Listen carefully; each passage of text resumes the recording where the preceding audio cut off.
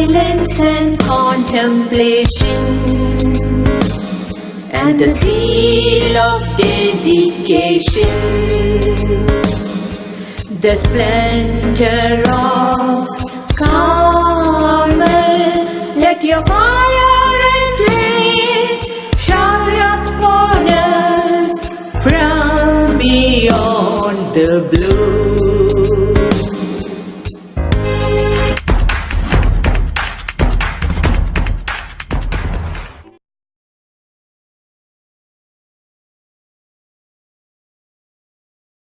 దేవుని వాక్యంతో సేవ చేయడం గొప్ప ఆనందంగా భావిస్తున్నాను. Thank you for your prayers. మీ ప్రార్థనలు అన్నిటికై మీకు వందనాలు. That alone sustains me and helps me to minister the word of God. మీ ప్రార్థనలే నేను అలా నడిపించబడి బలపరచబడి దేవుని వాక్యం పట్టుకుని సేవ చేయడానికి దోహదపడుతుంది. I request your continued prayers for me. మీ అందరికీ నేను అభ్యర్థిస్తున్నది ఏంటంటే ఇంకనూ నా కొరకు అలా దయచేసి ప్రార్థన చేయండి. Tonight I like to give a simple family message. ఈ రాత్రి వేళ నేను కుటుంబాల కొరకు ఒక చిన్న సాధారణమైన ఒక సందేశాన్ని మీ ముందు తీసుకురావాలని కోరుతున్నాను. Based on the small family Isaac, Rebecca, Esau and Jacob. ఒక చిన్న కుటుంబాన్ని ఆధారంగా చేసుకుని నేను దేవుని వాక్యం మీతో పంచుకుంటాను. ఆ కుటుంబం ఇస్సాకు, రెబెకా, ఏశావు, యాకోబుల కుటుంబం. We have already seen how Isaac got his wife Rebecca. నిన్నటి రోజునే మనం చూసాము దేవుడు ఎలాగా ఇస్సాకుకు రెబెకాను భార్యగా ఇచ్చాడో. And they had 2 children. వారి ఇరువురికి 2 పిల్లలు ఉన్నారు. 2 boys. 2 మగ పిల్లలే. But I have a problem with that. అయితే వాళ్ళిద్దరికి ఉన్న 2 పిల్లలకు వచ్చి నాకు ఒక సమస్య ఉంది. You see, Rebecca didn't have any children for a certain time. కొంతకాలం వరకు రెబెకాకు పిల్లలు లేరు. ఆ సంగతి మనం ఎరుగుదాం. And Isaac prayed for her. You come to Genesis 25, you'll come across all these things. అయితే రెబెకాకు సంతానం లేని కారణం చేత ఇస్సాకు తన భార్య కొరకు ప్రార్థన చేశాడు. దాని గురించిన వివరాలు ఆదికాండం 25వ అధ్యాయంలో చదువుతాం. God graciously made her to conceive. ఆ కారణం చేత దేవుడు అద్భుతంగా రెబెకా గర్భం ధరించడానికి సహాయపడ్డాడు. Something was going on in her own home. ఆమె గర్భములో ఏదో జరుగుతుంది ఆ ఇద్దరిని బట్టి. She couldn't go to a doctor for a scan. అయితే ఆమె డాక్టర్ దగ్గరికి వెళ్ళి స్కాన్ తీయమని పోలేదు ఆమె. So she went to the Lord. ఆమె దేవుడి దగ్గరికి చేరింది. And then the Lord said, you have 2 children. దేవుడు చెప్పాడు నీ గర్భంలో 2 శిశువులు ఉన్నారని. 2 babies. 2 పిల్లలు ఉన్నారని ప్రభు చెప్పారు. But he didn't stop with that. అయితే 2 పిల్లలు ఉన్నారని చెప్పి దేవుడేమీ ఆగలేదు. And when you come to the 23rd verse, ఆదికాండం 25వ అధ్యాయం 23వ వచనానికి మనం వచ్చి చూస్తే 2 nations are in your home. 2 జనపదములు నీ కడుపులో ఉన్నాయని చెప్పాడు. 2 peoples from within you will be separated. నీ 2 జనపదములు నీ కడుపులో నుండి ప్రత్యేకముగా వచ్చును. 1 people will be stronger than the other. ఒక జనపదము కంటే ఒక జనపదము బలిష్టమై ఉండును. The older will serve the younger. పెద్దవాడు చిన్నవానికి దాసుడగును అన్నాడు. It's a real problem for me. ఇది నాకు చాలా సమస్యాత్మకమైన వాక్య భాగంగా ఉంది. Suppose if a mother is carrying twins. ఒకవేళ ఒక తల్లి ఒక 2 కలవల పిల్లల్ని ఆమె కలిగి ఉందనుకోండి. Nowadays doctors are advised to not to identify the sex of the baby. అయితే ఈ రోజుల్లో వైద్యులు ఎవరు కూడా పొట్టలో ఉన్న బిడ్డలు ఆడ మగ చెప్పే అవకాశాన్ని ఇవ్వడం లేదు. అది చెప్పరు కూడా. But one couple wanted to know when the mother was carrying twins, they wanted to know the sex of the babies. అయితే ఒక ఆమె గర్భం ధరించి తన కడుపులో ఉన్న 2 పిల్లల్లో మగెవరు ఉన్నారు ఆడ ఉన్నారు అని తెలుసుకోవాలని కోరింది. But the doctor said it's against the government rules. అయితే ఆమె డాక్టర్ దగ్గరికి వెళ్ళి అడిగితే డాక్టర్ గారు చెప్పారు ఇది గవర్నమెంట్ రూల్స్ కు అది భిన్నంగా ఉందని చెప్పారు. I will not mention the sex of the babies. అయితే ఆ పిల్లలు ఆడ మగో నేను చెప్పలేను, దయచేసి అడగొద్దన్నాడు. Then they went on pressing him. అయితే ఊరికే ఆ డాక్టర్ గారిని వారు ఒత్తిడి చేస్తూనే ఉన్నారు. Finally he said, I will give a small hint. అయితే నేను తర్వాత ఆ డాక్టర్ గారు అన్నారు, నేను ఒక చిన్న చిట్కా ఇస్తానన్నాడు. They are not of the same sex. అయితే వాళ్ళిద్దరూ ఒకే లింగం కాదు. Everything is known now. అది ఇప్పుడు అర్థమైపోయింది మీకు, ఆడొకరు మగొకరని. But God didn't say that here. ఇక్కడ దేవుడేమో అలాగే మాట్లాడలేదు. But he said, elder will serve the younger. ఇక్కడ దేవుడు ఎలా చెప్పాడనంటే పెద్దవాడు చిన్నవానికి దాసుడు అవుతాడని చెప్పాడు. Suppose if a mother is carrying twins. ఉదాహరణకు ఒక ఆమె కలవల పిల్లల్ని పొట్టలో కలిగి The ఉందనుకోండి. father and mother sit together and discuss what to do with the babes. అయితే తండ్రి తల్లి ఇద్దరు కూర్చొని పుట్టబోయే పిల్లలకు ఏం చేద్దామని ఊరికి ఆలోచిస్తారు. We will send the second fellow to medicine. రెండో వాడినేమో మన వైద్య విద్య పంపిద్దాం అనుకుంటారు. But what shall we do with the first fellow? అయితే మొదటోడి సంగతి ఏం చేద్దామని ఆలోచిస్తారు. We can buy some buffaloes for him. అయితే పెద్దోడికేమో కొంచెం గేదె కొనిద్దాం అనుకుంటారు. Do you think any of the parents will do that? ఎవరైనా తల్లిదండ్రులు అలా అనుకునే వారు ఉంటారండి? Do you justify that? మనం దాన్ని న్యాయంగా ఆలోచించినట్టు అవుతుందా? But what did God say here? కానీ ఇక్కడ దేవుడు చెప్తున్న మాట ఏంటండి ఇలా ఉంది, The elder will serve the younger. ఈ పెద్దవాడేమో చిన్నవానికి దాసుడు అవుతాడని దేవుడు చెప్తున్నాడు. That is clarified more in the book of Malachi. ఈ విషయాన్ని మలాకీ గ్రంథంలో మరి అధికంగా వివరణ ఇవ్వబడింది. When you come to chapter 1 verses 1 to 3. ఆ మలాకీ గ్రంథం మొదటి అధ్యాయం 1-3 వచనాల్లో ఆ వివరణ మనం చూస్తాం. There God makes a statement. అక్కడ దేవుడు ఒక మాటను చెప్పాడు. Before that, let me give a little information about the prophetic books. దానికి ముందు నేను ప్రవక్తల పుస్తకాల గురించి ఒక మాట మీతో పంచుకోవాలి. I easily divide the Old Testament in this with the following formula. నేను ఒక నియమాన్ని పెట్టుకొని పాత నిబంధన పుస్తకాలన్నింటినీ ఈ సూత్రాన్ని బట్టి నేను విడగొట్టేయగలను. 5:12, 5:12. 5, 12, 5, 12. Very easy. చాలా సులువైన మాట. Pentateuch 5. 5 పంచకాండాలు. Historical books 12. చరిత్ర పుస్తకాలు 12. Poetical books 5. 5 పద్య కావ్యాలు. Major prophets 5. పెద్ద ప్రవక్తల గ్రంథాలు 5. Minor prophets 12. 12 చిన్న ప్రవక్తల గ్రంథాలు. Very easy. చాలా సులువుగా గుర్తుపెట్టుకోవచ్చు. When you come to the prophetic books, అయితే మనం ప్రవక్తల గ్రంథాలకు వచ్చినప్పుడు 17 books but 16 prophets. అయితే అందులో 17 ప్రవక్తల గ్రంథాలు, అందులో 16 ప్రవక్తలు రాశారు. Because Jeremiah has 2. ఎందుకంటే ఇర్మియా 2 పుస్తకాలు రాశాడు కనుక. Now, but each prophet has his own style. అయితే ప్రతి ప్రవక్త తన యొక్క సొంత విధానంలో ఆ ప్రవక్తల గ్రంథాన్ని రాశాడు. Even though they wrote the books inspired by the Spirit of God, వారు దేవుని ఆత్మ ప్రేరణ చేత ఆ పుస్తకాలు రాసినప్పటికీ కూడా each prophet had its own style. ఒక్కొక్క ప్రవక్తకు వారి వారి విధానాలు వేరువేరుగానే ఉన్నాయి. What is the style of the book of Malachi? Malachi రాసినటువంటి గ్రంథం యొక్క విధానం ఏంటో తెలుసా? God made a statement. దేవుడేమో ఒక మాట చెప్తాడు. People questioned him. ఆ మాటకేమో ప్రజలు ప్రశ్నిస్తా ఉంటారు. Then God gave an answer. తర్వాత మళ్ళీ దేవుడు దానికి జవాబిస్తుంటాడు. That's the style of that book. ఆ పుస్తకం నిండా కూడా ఆ విధానమే మనకు కనబడుతుంది. Now, what is the first section? ఇందులో మొట్టమొదటి భాగం ఏంటంటే God said, I have loved you. దేవుడేమో నేను మిమ్మల్ని ప్రేమిస్తున్నాను అన్నాడు. He was talking to his own people. ఆయన సొంత ప్రజలతోనే దేవుడు మాట్లాడుతూ ఉన్నాడు. I have loved you. నేను మిమ్మల్ని ప్రేమిస్తున్నాను అని. Then the people questioned him. అప్పుడు ప్రజలేమో ఇలా ప్రశ్నించారు, How do you know that you loved us? నువ్వు మమ్మల్ని ప్రేమిస్తున్నావా? ఏ విషయంలో మమ్మల్ని ప్రేమించావని అడుగుతున్నారు. And the answer of God was very interesting. దేవుడు ఇచ్చినటువంటి జవాబు భలే ఆసక్తికరంగా ఉంటుంది. I have loved Jacob but hated Esau. నేను యాకోబును ప్రేమించాను, ఏశావును ద్వేషించాను ద్వేషించాను అని దేవుడు చెప్పాడు. The word hated is a little very or a more strong word. ఏశావును ద్వేషించానని చెప్పే మాట, ద్వేషించనే మాట చాలా బరువైనటువంటి మాట. We can just take it as I loved less Esau. దాని అర్థం ఏంటంటే ఏశావును కొంచెం తక్కువగా ప్రేమించానని. But I loved Jacob. కానీ నేను యాకోబును ప్రేమించాను అన్నాడు. Why did God do that? ఎందుకు దేవుడు అలా చేయాలి? When you come to the book of Romans, మనం రోమీయులకు రాసిన పత్రిక దగ్గరికి వచ్చి చూస్తే in the 9th chapter, Paul gives a little explanation for that. అపోస్తలుడైన పౌలు ఒక కొంత వివరణ దీని గురించి ఇవ్వడాన్ని మనం చూస్తాం రోమా పత్రిక 9వ అధ్యాయంలో. Now, what is saying? Starting from the 10th verse.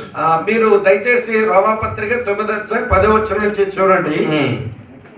And especially the 11th verse. ముఖ్యంగా 11వ వచనంలో, before the twins were born or had done anything good or bad, and then it goes on, God loved Jacob.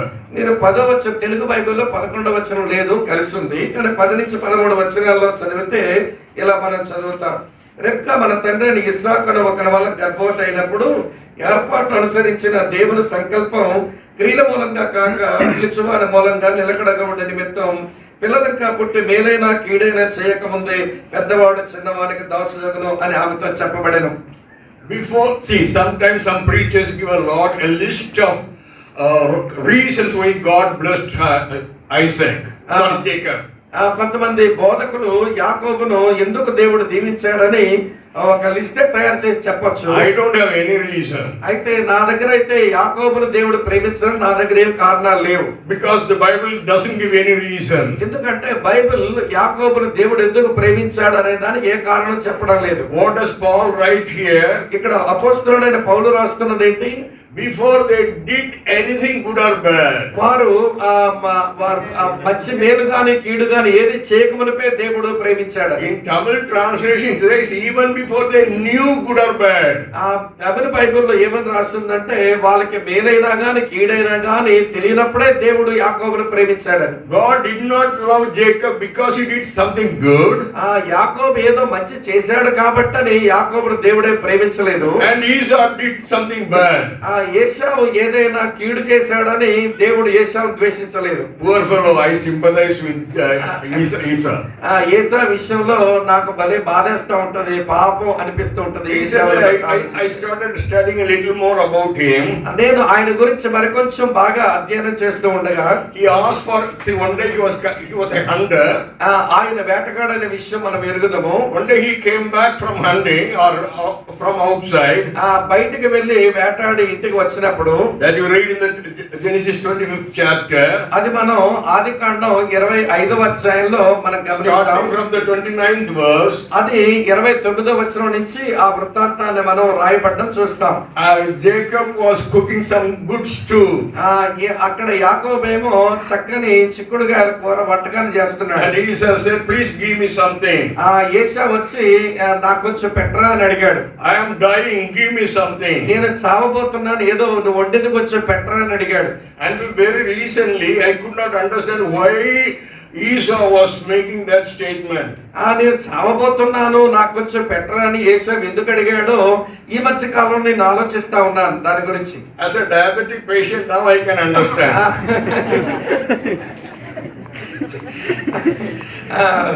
ఏమండి, ఈ మధుమేహ రోగం వచ్చిన తర్వాత ఆకలి అంటేటప్పుడు కొంచెం అర్థమైంది నాకు. See, diabetic means sugar content in the blood is more.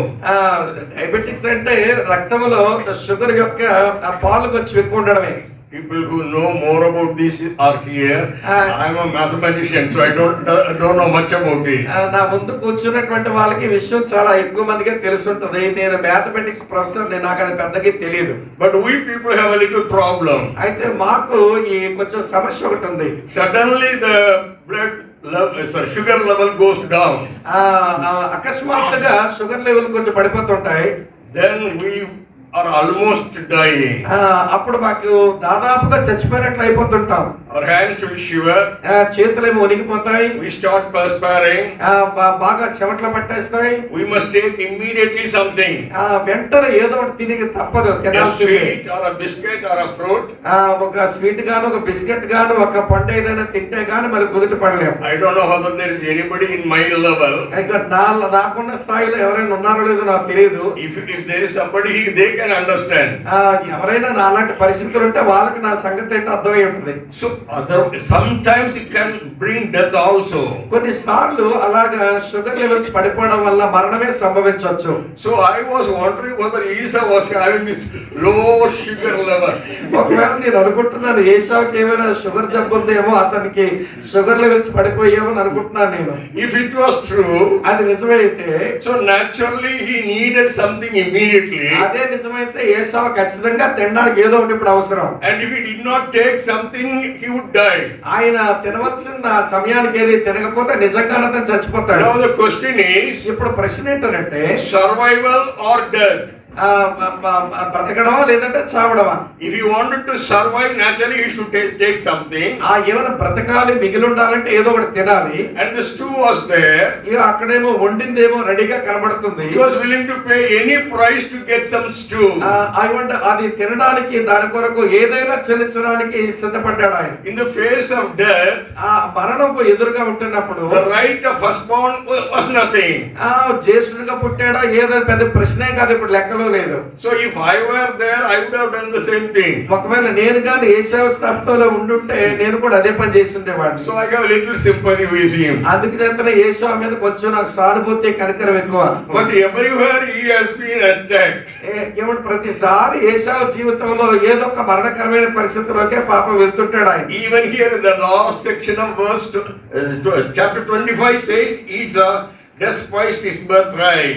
మనం ఆదికాండం 25వ అధ్యాయం చివరి భాగంలో మనం గమనిస్తే ఏశావు తన జ్యేష్ఠత్వాన్ని అమ్మివేసుకున్నాడని మనకు గ్రహిస్తాం. Hebrews also we read like that. హెబ్రీయులకు రాసిన పత్రికలో కూడా అదే చదువుతాం మనం. But that's not our topic. అయితే ఏశావును గురించిన విషయం ఇప్పుడు మన యొక్క అంశం కాదు. Coming back to the statement in Malachi, మనం మలాకీకు రాసినటువంటి ఆ మాట దగ్గరకు వచ్చి మనం ఆలోచిద్దాం. God loved Jacob. యాకోబును దేవుడు ప్రేమించాడు More than Esau. ఏశావు కంటే అధికంగా ప్రేమించాడు. Why did he do that? ఎందుకు దేవుడు అలా చేశాడు? There is no reason for that. దానికి ఏది ప్రత్యేకమైన కారణం అయితే కనబడడం లేదు. We cannot question God. మనం దేవుణ్ణి ప్రశ్నించే హక్కు సామర్థ్యం మనలో ఎవరికీ లేదు. That is what has happened to us also. అదే మనందరి జీవితంలో కూడా జరిగినటువంటి విషయం. God has loved us more than others. ఇతరుల కంటే దేవుడు మనలను అధికంగానే ప్రేమించాడు. God has loved us more than our brothers. మన సహోదరుల కంటే మనల్ని దేవుడు అధికంగానే ప్రేమించాడు. God has loved us more than our sisters. మన సహోదరుల కంటే మనల్ని అధికంగానే దేవుడు ప్రేమించాడు. Even when we were in the womb of our mothers, మన తల్లి గర్భములో ఉన్నప్పుడే God chose us. దేవుడు మనల్ని ఏర్పాటు చేసుకున్నాడు. God loved us. దేవుడు మనల్ని ప్రేమించాడు. God blessed us. దేవుడు మనల్ని ఆశీర్వదించాడు. What a wonderful God we have. ఎంత అద్భుతమైన ప్రభువును మనం కలిగి ఉన్నాం. Whenever I was walking along the road, నేను ఆ రోడ్డు మీద నడిచి వెళ్తున్నప్పుడు I see beggars sitting there. అక్కడ అడుక్కునేటువంటి ఒక బికారిని భిక్షగాడిని చూస్తుంటాను. Handicapped people. అక్కడ అంగవైకల్యంతో ఉన్న ప్రజలు చూస్తుంటాను. Leprosy people. అయ్యో కుష్ఠరోగంతో ఉన్న ప్రజలు చూస్తుంటాను. Then I begin to think. అప్పుడు నేను ఆలోచించడం ఆరంభిస్తాను. I could have been one among them. నేను కూడా వీరిలో ఒకటిగా ఉండవలసిన వాడినే కదా. And one among them could have been in my place. అందులో ఎవరో ఒకరు నా స్థానంలో ఉండవలసిన వాళ్ళు అయి ఉండొచ్చు. It is not my choice. ఇది నేను చేసుకున్న ఏర్పాటు అయితే కాదు. It is God's plan. ఇది దేవుని యొక్క ప్రణాళిక. It is God's plan that I should be born in a wonderful family. నేను ఒక మంచి కుటుంబంలో పుట్టడం అది ఆయన సంకల్పమై ఉంది. It is God's plan that I should have a wonderful wife. ఈ ఒక మంచి భార్యను కలిగి ఉండడం అది దేవుని యొక్క సంకల్పమై ఉంది. It is God's plan that I should have wonderful children. మంచి పిల్లలు కలిగి ఉండడం అది దేవుని సంకల్పమై ఉంది. It is purely the love of God. అది కేవలము ఆయన ప్రేమ మాత్రమే. Even today I do not know how, why God loved me. ఈ రోజు కూడా నాకు అర్థం కాని విషయం, దేవుడు ఎందుకు ఈ స్థితిలో నన్ను ఉంచాడు అనేది నాకు అర్థం కాదు. I feel unlovable by anybody. నేను అనుకుంటాను నేను ఎవరికంటే నేను ప్రేమించదగ్గ మనిషిని అయితే నేను అనుకోను. But God loved me. కానీ దేవుడు నన్ను ప్రేమించాడు. More than anybody else. ఎవరికంటే అధికంగా నన్నే ప్రేమించాడు. I thank God for that. నేను ఆ విషయమై దేవుని కృతజ్ఞతలు చెల్లిస్తున్నాను. Whenever I think about this, ఎప్పుడైతే నేను ఇలాంటి విషయం ఆలోచిస్తుంటానో a little illustration comes to my mind. ఒక చిన్న ఉదాహరణ నా మనసులోకి వస్తుంటుంది. You know, many of the children, especially in Western countries, they have a lot of dolls. పాశ్చాత్య దేశంలో ఇళ్లలో ఉండేటువంటి ఆ చిన్న పిల్లలకు బోల్డ్ అనే బొమ్మలు ఉంటాయి. We also buy some, but there they buy rooms full of dolls. మనం మన పిల్లలకి ఏవో బొమ్మలు కొంటాం కానీ ఏవో కొంచెం కొంటాం, కానీ విదేశాల్లో తల్లిదండ్రులు వాళ్ళ పిల్లల కొరకు కొన్న బొమ్మలు గదులే నిండిపోతాయి. One day a guest came to one house. ఒక ఇంటిలోనికి ఒక అతిథి ఒకసారి వచ్చాడు. A little girl came to the gentleman and said, ఒక చిన్న పిల్ల, ఇంట్లో ఉన్న పిల్ల ఈ పెద్ద ఆయన దగ్గరకు వచ్చి అంది, do you love dollies? మీరు ఈ బొమ్మల్ని ప్రేమిస్తారా, డాలీని ప్రేమిస్తారా అని Small child. చిన్న పిల్ల అడిగింది అలాగా. So naturally he said, yes, I love the dolls. వెంటనే ఆ పెద్ద ఆయన వేరే మాట చెప్పలేక అవును నేను బొమ్మలు ప్రేమిస్తాను అని అన్నాడు. Then the little girl went inside and brought a few dolls. మళ్ళీ ఆ చిన్న పిల్ల లోపలికి వెళ్ళి కొన్ని బొమ్మలని పట్టుకొని వచ్చింది. Whether he liked it or not, he pretended to like them. అతనికి ఇష్టం ఉందో లేదో గానీ పెద్ద ఇష్టం ఉంది, నేను ప్రేమిస్తున్నానని మాత్రమే చెప్పాడు. Then the little girl asked him, which doll do you love most? అయితే ఆ బొమ్మలని తీసుకొచ్చి అతని ముందు పెట్టి బొమ్మల్లో ఏ బొమ్మ నువ్వు ఎక్కువగా ప్రేమిస్తున్నావు అని అడిగింది. Naturally he looked at all of them and chose the best and said, I love this doll very much. అయితే ఆయన బొమ్మలన్నీ అలా చూసి కొంచెం అందమన్న బొమ్మను చూసి దీన్ని నేను ఎక్కువగా ప్రేమిస్తున్నాను అన్నాడు. And the little girl, then this gentleman asked her, which doll do you love most? అప్పుడు ఆ పెద్ద ఆయన చిన్నపిల్లగా అడిగాడు, ఈ బొమ్మల్లో నువ్వు ఏ బొమ్మను ఎక్కువగా ప్రేమిస్తున్నావని. He said, if you promise that you will not laugh at me, then I will show my doll. నేను ఇప్పుడు చెప్తాను, నేను చెప్పిన తర్వాత మీరు నవ్వను అని మీరు అంటే ఇప్పుడు నేను ఏ బొమ్మను ప్రేమిస్తానో చెప్తాను అంద చిన్నపిల్ల. She rushed into the room. ఆమెమో గదిలోకి వెళ్ళింది. Oh, I see she has kept the best there, he thought. ఈయన అనుకుంటున్నాడు ఈ బొమ్మల కంటే మంచి బొమ్మ ఏదో లోపల ఉంది, దాని కొరకు వెళ్ళింది అనుకున్నాడు ఈయన. But what she brought out shocked him. ఆ పిల్ల లోపలికి ఏం తీసుకొచ్చిందో అది చూడగానే అతను కంగు తిన్నాడు. A old doll. ఒక పాత బొమ్మ పట్టుకొని వచ్చింది. Broken doll. అది విరిగిపోయిన బొమ్మను తీసుకొచ్చింది. Tuft of hair was gone. అక్కడ ఒక జుత్తు, ఇక్కడ ఒక జుత్తు, అక్కడ నిలబడిన ఆ బొమ్మను తీసుకొచ్చింది. Broken nose. అక్కడ ఇరిగిపోయిన ముక్కున్న బొమ్మను తీసుకొచ్చింది. And brought it to the man and said, I love this doll most. అయితే ఆ పిల్ల ఆ బొమ్మను చూపించి ఈ బొమ్మను నేను ఎక్కువగా ప్రేమిస్తున్నానని చెప్పింది. He could not believe that. ఆయన ఆ విషయాన్ని నమ్మలేకపోతున్నాడు. Then he asked her, why do you love this doll very much? అప్పుడు ఆయన అడిగాడు, ఎందుకు ఈ బొమ్మను ఎక్కువగా ప్రేమిస్తున్నావు అని అడిగాడు. You know what the girl said? అప్పుడు ఆ పాప ఏమందో తెలుసా? If I do not love this doll, nobody else will love it.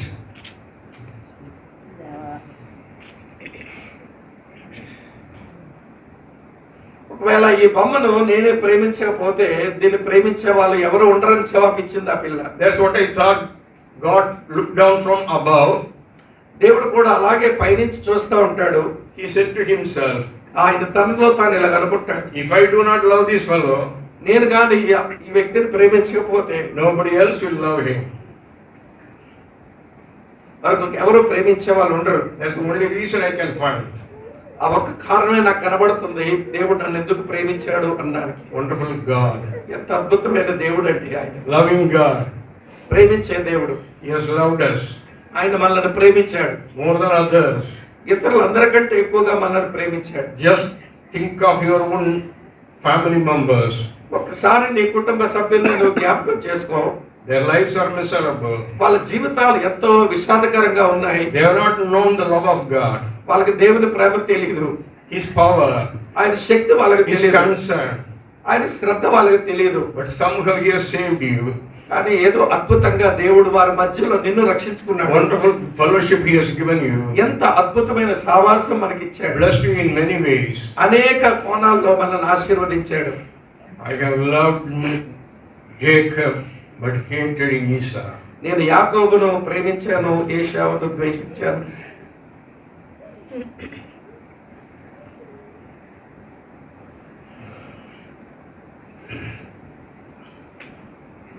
The second thing I want to bring out is, రెండో విషయం నేను మీ ముందు తీసుకునే రాగోరుతున్నది ఏంటంటే, this is for the parents. ఇది తల్లిదండ్రులు కూర్చున్నటువంటి విషయం. You know, Esau wanted to take the life of Jacob. మీరు ఎరుగుదురు, ఏశావు యాకోబును చంపేద్దామని అనుకుంటున్నాడు. Who was the root cause for that? ఇలాంటి సమస్యకు మూల కారణం ఎవరు అసలు? The parents.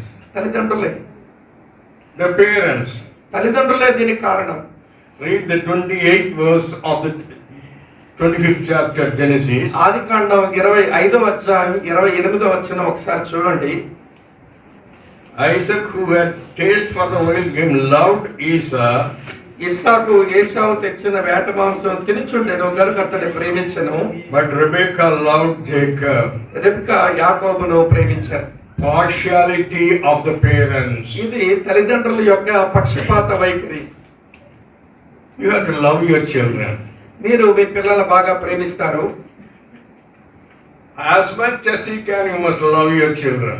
నువ్వు ఎంతగా ప్రేమించాలో అంతగా ప్రేమించే దానికి ప్రయత్నం చేస్తావు. Because children expect love from the parents. ఎందుకు అంటే పిల్లలు తల్లిదండ్రుల యొక్క ప్రేమ కొరకు ఎదురు చూస్తూ ఉంటారు. Sometimes parents may not understand the depth of the anxiousness of the children for the love of the parents. తల్లిదండ్రుల యొక్క ప్రేమ కొరకు పిల్లలు ఎలా తహతహలాడతారో చాలా సార్లు తల్లిదండ్రులు దాన్ని గమనించారు. We may take it for granted. మనం ఏదైనా పర్వాలేదు అన్నట్టుగా మనం వెళ్ళిపోతాం. Many years back, చాలా సంవత్సరాల కిందట a professor was mentioning this incident. ఒక ప్రొఫెసర్ గారు ఈ సంఘటనను జ్ఞాపకం చేశారు. That is, there was a young girl staying in a hostel. ఒక యవనస్తురాలు హాస్టల్లో ఉంటుంది. Very rich. చాలా సంపన్నమైనటువంటి అమ్మాయి. Her parents were in Gulf countries. వారి ఆ అమ్మాయి తల్లిదండ్రులు గల్ఫ్ కంట్రీస్ లో ఉన్నారు. You know, there was a time when there was Gulf boom, and you know, those people used to bring a lot of goodies, and people were earning for those things. ఆ పాత రోజుల్లో Gulf countries లో వారు కష్టపడి పనిచేస్తున్నప్పుడు చాలా విస్తారంగా అన్ని సంపాదించుకుని తెచ్చిచ్చేవాళ్ళు. Now it's almost become common. ఇప్పుడు అంతా సమానం అయిపోయింది దాదాపుగా. So this happened during those days. ఆ రోజుల్లో ఎక్కువ సంపాదన వచ్చే రోజుల్లో జరిగిన సంఘటన ఇది. So this girl had a lot of foreign things in her own room. అయితే ఈ హాస్టల్లో చదువుతున్న పాప దగ్గర చాలా వస్తువులు, విదేశీ వస్తువులు ఉండేవి. Other girls were jealous of her. ఇతర విద్యార్థులందరూ ఈ పిల్ల మీద అసూయతో ఉండేవారు. Summer vacation came. వేసవి కాలం సెలవులు వచ్చాయి. All girls were making preparations for going home. అందరూ పిల్లలంతా కూడా వేసవి సెలవులకు ఇంటికి వెళ్ళిపోవడానికి వారు సిద్ధపడుతున్నారు. But there was no joy in the face of this girl. కానీ అందరూ ఇంటికి వెళ్ళడానికి సంతోషిస్తూ ఉంటే ఈ పిల్లకి మాత్రం ఈ ముఖంలో ఏమీ సంతోషం కనబడలేదు. She was not in a haste to get home. అయితే ఇంటికి వెళ్ళడానికి కూడా ఆ పాపలో ఏమీ పెద్ద తొందర ఏమీ కనబడడం లేదు హాస్టల్ నుంచి వెళ్ళేదానికి. And also when she was saying goodbye, it seems as if that she would never meet them again. వారందరూ వెళ్ళిపోతుంటే అందరికి వేడుకోలు పలుకుతూ మరొకసారి ఎప్పుడు వీళ్ళు కలవలేను అన్నట్టుగా వేడుకోలు చెప్తుంది. One friend was watching that. ఇదంతా కూడా ఒక స్నేహితురాలు గమనిస్తుంది. She went and reported that to the warden.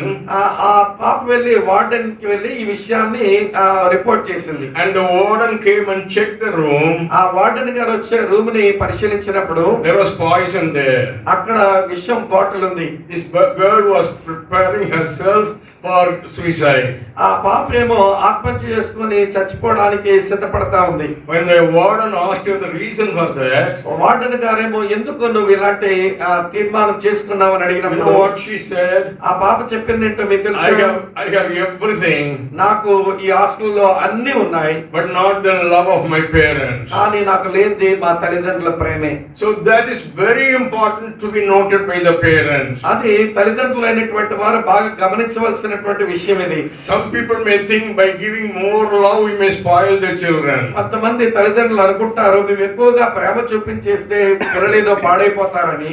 Love never spoils the children. ఒక విషయం వినండి, ప్రేమ ఎప్పుడూ మన పిల్లల్ని పాడు చేయదు. It will be with control, it will be with discipline. అయితే ఆ ప్రేమను క్రమశిక్షణతో మనం నియంత్రిస్తూ ఉండాలి. But only petting and pampering will spoil the children. అయితే పిల్లలను ఊరికే బాధించడం, వాళ్ళ బాధ పెట్టడం అది మన పిల్లల్ని పాడు చేస్తుంది. Being slaves of the children, that will spoil the children. అలాగే పిల్లల్ని ఒక బానిసల మాదిరి చూడడం వల్ల కూడా పిల్లలు పాడైపోతారు. Obeying to every demand of the children, that will spoil the children. పిల్లలు అడిగినవన్నీ కూడా తెచ్చిపెట్టి ఇస్తుంటే అలా కూడా పిల్లలు పాడవుతారు. Not teaching them what is good and bad, that will spoil the children. మంచేదో చెడేదో మన పిల్లలకు మనం చెప్పకపోతే దాన్ని బట్టి పిల్లలు పాడైపోతారు. But showering love upon the children will never spoil the children. మన ప్రేమను మన పిల్లల మీద కుమ్మరించడం వలన మన పిల్లలు ఎప్పుడూ పాడవరు. That's my experience. అది నేను పొందినటువంటి అనుభవం. And I tell you, that's very important also.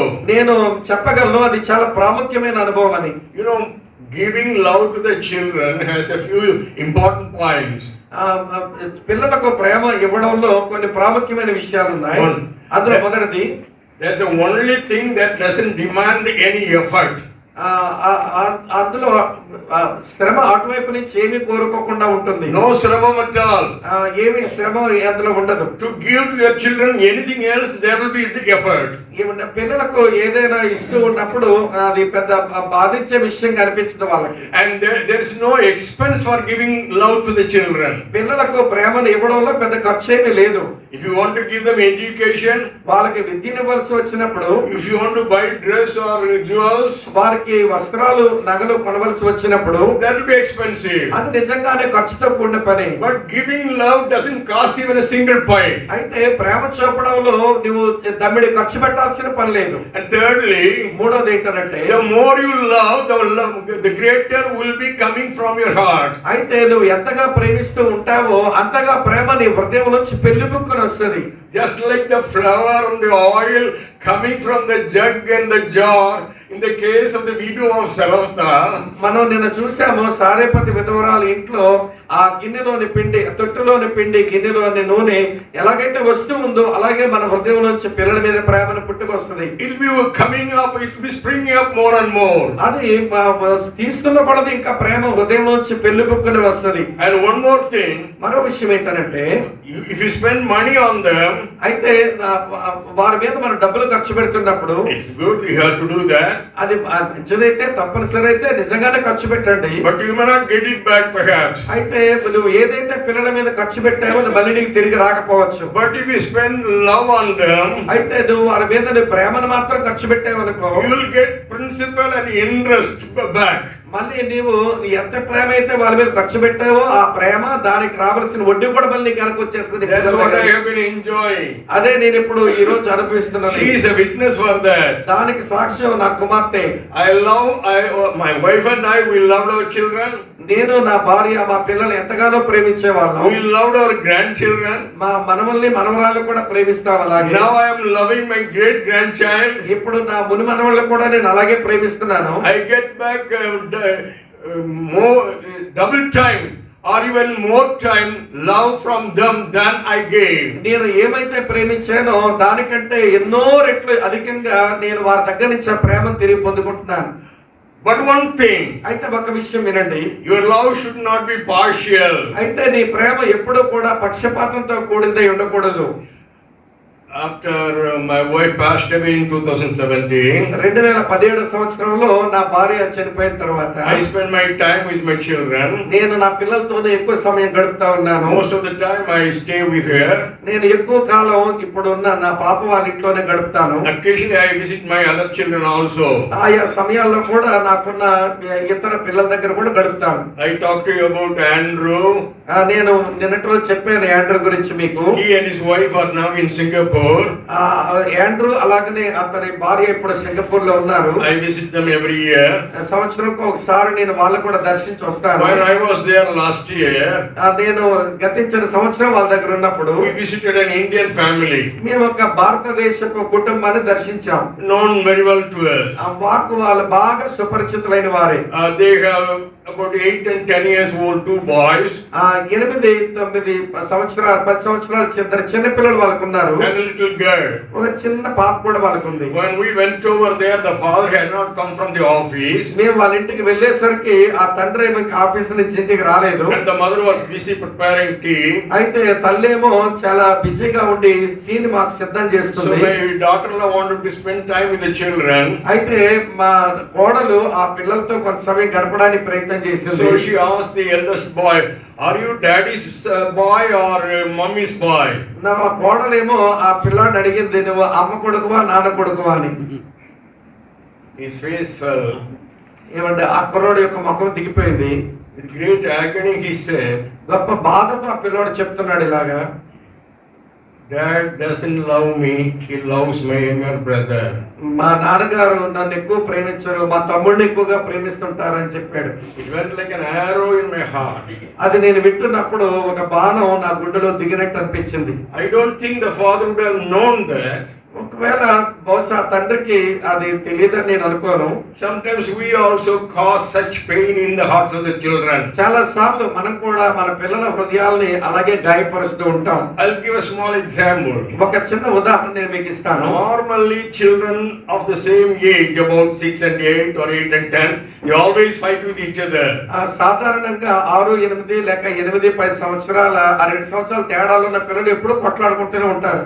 If you find them fighting together, వాళ్ళిద్దరూ కలిసి దెబ్బలాడుకుంటున్నప్పుడు మీరు గమనిస్తే fighting for something, దేని కొరకు వాళ్ళు పోట్లాడుకుంటున్నారు. don't look at the elder boy and say, ఆ పెద్దోడిని వైపు చూసి "You are elder boy, నువ్వేమో పెద్దోడివి, so you must yield to the younger boy." నువ్వేమో చిన్నోడికి నువ్వు లోబడిపోవాలని చెప్పకూడదు. Don't say that at all. అది ఎప్పుడూ అలా మాట్లాడకూడదు. It was not his fault that he was born as the first boy. వాడు పెద్ద కొడుకుగా పుట్టడానికి అడవి నేరం చేసి పుట్టలేదు పెద్ద కొడుకుగా. His heart will be wounded. ఆ మాట ఎప్పుడైతే ఇంట్లో వాళ్ళు పెద్దోళ్ళు అంటారో అప్పుడే వాడి హృదయం పొలబడుతుంది. They brought me out as the eldest fellow. వాళ్ళిద్దరూ కాపురం చేసి వీడిని పెద్ద కొడుకుగా కన్నారు. Because of that I have to suffer everything. వాళ్ళిద్దరు నన్ను పెద్ద కొడుకుగా కన్నందుకు నేను బాధలన్నీ నేను పడాలా అనుకుంటాడు వాడు. You may not have any ill will towards the boy. నువ్వేమి చెడ్డ మనస్తత్వం ఆ పెద్ద కుర్రోడి వైపు నుంచి చూపించకూడదు. But that will affect him very much. అది చాలా భయంకరమైన పరిణామాలకు దారితీస్తుంది. I will tell you a simple way of solving that. ఆ పరిస్థితుల్లో సులువుగా చక్కబెట్టే ఒక చిట్కా చెప్తాను వినండి. You go to them and say, వాళ్ళిద్దరి దగ్గరికి వెళ్ళి, "Both of you love dad?" మీరిద్దరు నాన్నగారిని నన్ను ప్రేమిస్తున్నారని అడగండి. A fellow who loves dad more, you can give it up. మీలో ఎవరు నాన్నగారిని ఎక్కువగా ప్రేమిస్తున్నారో వారు వదిలేండి దెబ్బలాట అనాలి. Both the fellows will throw it out. వాళ్ళిద్దరు కూడా దెబ్బలాట ఆపిస్తారు. It may not work in every case. ప్రతిసారి అలా జరగకపోవచ్చు అనుకోండి. But I'm just giving a small illustration. నేను ఒక చిన్న ఉదాహరణగా నేను మీకు మాట చెప్తున్నాను. I'll give an illustration from my family. నేను నా కుటుంబ విషయంలో ఒక ఉదాహరణ మీకు ఇస్తాను. I have already told you we have 3 children. ఇప్పటికే మీతో చెప్పాను నాకు 3 పిల్లలు ఉన్నారని. In 1980 we bought the first car. మేము 1980 సంవత్సరంలో మొట్టమొదటి కారు కొన్నాం. During those days there were only 3 models. ఆ రోజుల్లో 3 మోడల్స్ ఉండేవి. Fiat, Standard and Ambassador. Fiat, standard, ambassador అని 3 కంపెనీలు ఉండేవి ఆ And రోజుల్లో. Ambassador was the largest. ఆ రోజుల్లో అంబాసిడర్ కారే కొంచెం పెద్దది. So we bought an Ambassador car. ఆ కారణం చేత మేము అంబాసిడర్ కారు కొనుక్కున్నాం. And the front seat is called the bench seat because it will be longer. 2 people can sit with the driver. ముందున్నటువంటి సీట్ దాని బెంచ్ సీట్ అని అంటారు. Driver పక్కన ఒక ఇద్దరు కూర్చోడానికి అవకాశం ఉంటుంది. Now almost every car it is only bucket seat. కానీ ఈ రోజున బెంచ్ సీట్లు లేవు, అన్ని బకెట్ సీట్లే ఉన్నాయి. But anyhow our car had bucket bench seat.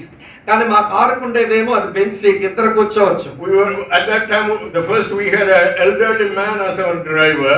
ఆ రోజుల్లో మాకు ఒక పెద్ద వయసున్న ఆయన డ్రైవర్ గా పనిచేసేవాడు. The first time when all of us got into the car, మొట్టమొదటిసారి మేమందరము కారులోకి వెళ్లాల్సి వచ్చినప్పుడు my wife and myself and my eldest daughter got at the back. నేనును నా భార్య మా పెద్ద పాప మేము వెనకాల కూర్చున్నాం. Andrew and his younger sister, they had to get to the front. చిన్నోడు యాండ్రూను తర్వాత సహోదరుని ముందు కూర్చున్నారు ఇద్దరు. You know, they will be fighting for the window seat. మీకు అర్థమై ఉంటుంది, వాళ్ళిద్దరూ కిటికీ దగ్గర ఉన్న సీట్ కూడా దెబ్బలాడుకుంటున్నారు. So Andrew got the window seat. యాండ్రోకి ఏమో విండో సీట్ కావాలి. I didn't say anything. I did not say anything at that time. నేను ఆ సమయంలో నేను ఏమి చెప్పలేదు వాళ్ళకి. Because if you would have said something, give that seat to your sister, it would offend him. ఒకవేళ నేను ఆ రోజు అరిచి చెల్లికి అది ఇవ్వో సీట్ అని అంటే వాడు గాయపరచునుండి అవుతాను. So everything was over. అంతా అయిపోయిన తర్వాత Later on when we were at home, మేము తర్వాత కొద్ది రోజులుగా మేము ఇంట్లో ఉన్నప్పుడు I called him and said, నేను వాడిని పిలిచాను, it is your responsibility to take care of your sisters. నేను అన్నాను, చెల్లి విషయంలో శ్రద్ధ వహించవలసిన బాధ్యత నీ మీద ఉందని అని చెప్పాను. He was very good at that. ఏమంటే ఆ సమయంలో బాగా విన్నాడు. ఆ సమయంలో He won't bring any friend to our house, only at the door, at the road. ఆ తర్వాత నుంచి అతని సీట్ మారిపోయింది. Normally he took care of the sisters very well. సాధారణంగా చెల్లిని బాగానే చూసుకుంటాడు. He would never bring any of his friends into the house. ఎప్పుడు కూడా తన స్నేహితుల్ని ఇంటికి తీసుకొని రాలేదు. Only up to the road. ఏమంటే రోడ్డు వరకే తెచ్చేవాడు. So I knew his character. నేను ఎరుగుతును తన యొక్క ప్రవర్తన ఏంటో.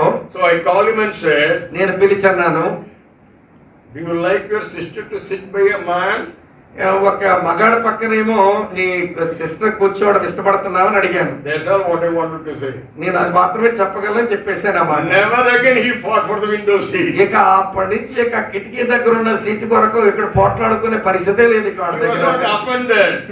ఏమీ బాధపడలేదు నేను అలా చెప్పినందుకు. He was not wounded in his mind. అతని యొక్క మనసులో ఏమీ గాయపరచబడలేదు. And that I achieved my goal. అదేనేమో నేను చేరుకోవాల్సిన గురికి చేరుకున్నట్టు అయింది. A small example. ఇది ఒక చిన్న ఉదాహరణ మీకు. So don't be careless when you are dealing with the children. మీ పిల్లలతో మీరు మాట్లాడుతున్నప్పుడు వాళ్ళతో వ్యవహరిస్తున్నప్పుడు నిర్లక్ష్య స్వభావంతో వాళ్ళతో వ్యవహరించకండి. Coming back to the story, మనం మళ్ళీ కథ దగ్గరికి మళ్ళీ వచ్చినట్లయితే the love of the parents was partial. ఇక్కడ తల్లిదండ్రుల ప్రేమ అది విభాగించబడింది, అది పక్షపాతంతో కనబడుతుంది. That was the basic cause which brought enmity between the brothers. ఆ కారణం చేతనే ఈ సహోదరులు ఇద్దరి మీద భయంకరమైన శత్రుత్వం పుట్టడానికి కారణమైపోయింది. You know what happened? మీకు ఏం జరిగిందో తెలుసు కదా. Isaac called Esau and said, ఏశావును పిలిచాడు ఇస్సాకు. bring nice food by hunting, nice meat by hunting, prepare it nicely and give it to me so that I can eat and bless you. నువ్వేమో వేటకు వెళ్ళి మంచి జంతువుని వేటాడి మాంసం తెచ్చి దాన్ని చేసి రుచికరమైన భోజనం నాకు పెట్టు, నేను నిన్ను ఆశీర్వదిస్తానని చెప్పాడు. Father was after meat. ఏమంటే తండ్రులు ఎప్పుడో కూడా మాంసం వెనకాల ఉంటారు, మాంస ప్రియులు. ముద్ద లేకపోతే ముద్ద దిగదు. That's not the problem. ఏమండి కాదు, ఇక్కడ సమస్య కాదు. Food is always a problem. ఏమండి ఇక్కడ మాత్రమే కాదండి ప్రాబ్లం, తిండి ఎప్పుడూ సమస్యేనండి. Even in the Garden of Eden, ఏమండి ఏదేని తోటలో కూడా it started there. అక్కడ మొదలైంది తిండి సమస్య. When the Israelites were traveling, ఇశ్రాయేలు ప్రజలు ప్రయాణం చేస్తున్నప్పుడు they always complained about food. మరి ఎప్పుడు సరిగేది కేవలం తిండి కొరకే. If a family prepares idli for 2 or 3 days, ఒక 2-3 రోజులు వరుసగా ఇడ్లీలు గాని ఇంట్లో తయారు చేస్తే, then the 4th day the child will say idli every day idli. 4వ రోజు పిల్లలు అంటారు ఇడ్లీ ఎప్పుడూ ఇడ్లీనా అని సరుగుతా ఉంటారు. That's what the people are saying. ఇక్కడ ఇశ్రాయేలు ప్రజలు చెప్పింది అదే. Manna every day manna. మన్నా ప్రతి రోజు మాకు మన్నా అని విసుక్కున్నారు వాళ్ళు. We remember those days in Egypt. ఆ రోజుల్లోనే ఇశ్రాయేలు ప్రజలు అలా ఉంటే, we ate cucumbers and garlic and this and that. వాళ్ళేమో అలా ప్రయాణం చేస్తూ వెనకాల ఈజిప్ట్ లో తిన్న వాటిని జ్ఞాపకం చేసుకుంటున్నారు వాళ్ళు. Plenty of fish. అక్కడేమో విస్తారమైన చేపలు తిన్నామంటారు. But now only manna. ఇక్కడేమో మాకు ప్రతిరోజు మన్నా ఇచ్చి మమ్మల్ని పోషిస్తున్నాడు దేవుడు. Food is a real problem. ఈ తిండి అనేది ఎప్పుడూ సమస్యేనండి. And it's a problem in many homes. ఇవ్వండి ఈ తిండి సమస్య చాలా మంది ఇళ్లలో ఉంటది. If there's a little less salt, that's a problem. ఏమండి తినేటువంటి ఆహారంలో కొంచెం ఉప్పు తక్కువైపోయిందంటే ఆ ఇంట్లో కురుక్షేత్రం మొదలవుతుంది. A little more salt, it is a problem. ఏమండి వేసిన ఉప్పు కొంచెం ఎక్కువైపోతే మరొక యుద్ధం మొదలైపోద్ది ఇంట్లో. You know a very funny thing? మీకు ఒక విషయం, ఒక ఆశ్చర్యకర విషయం చెప్పనా? Before eating, the father of the house will pray. ఏమండి తినే ముందు ఆ ఇంటి యజమానేమో ఆహారం కొరకు స్తుతులు చెల్లిస్తాడు. Lord, thank you for giving us a wonderful food. ఓ దేవా మాకు మంచి ఆహారం ఇచ్చినందుకు నీకు వందనాలు. Bless this food. ఈ ఆహారాన్ని ఆశీర్వదించు. A little later, కొంచెం అయిన తర్వాత he takes the plate. ఆ ప్లేట్ తీసుకుంటాడు. Oh God, you eat it. ఏమంటే ఓ దేవుడా ఇక నువ్వే తిని భోజనం ఇస్తాడు. You are all nice people. మీరంతా చాలా మంచోళ్ళండి. I'm not talking about you. ఇక్కడ కూడా ఉండి ఉంటారు, మా ఇద్దరు కూడా ఉన్నారు.